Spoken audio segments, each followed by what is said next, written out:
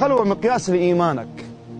المقياس الحقيقي لإيمانك هو يوم أن تغيب عن أعين الناس ولا يراك إلا رب الناس. ماذا تصنع في هذه الخلوة؟ يبان لك مقدار حبك لله، ومقدار خوفك من الله، ومقدار تعظيمك لله. متى يبان هذا الشيء؟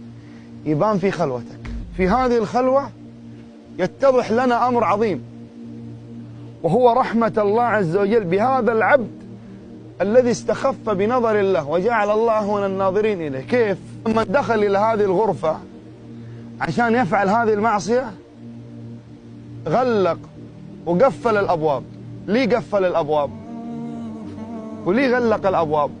هل من أجل ألا ينظر إليه الله عز وجل؟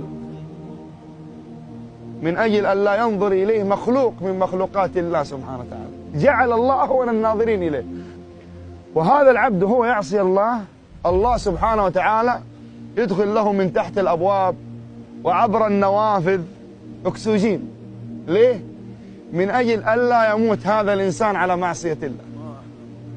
في خلوة يعصي الله عز وجل والله يمد بسبل الحياة من أجل ألا يموت على معصية الله، ويجري الدم في عروقه ويردد النفس في صدره وهو يعصي الله سبحانه وتعالى. فما أرحم الله.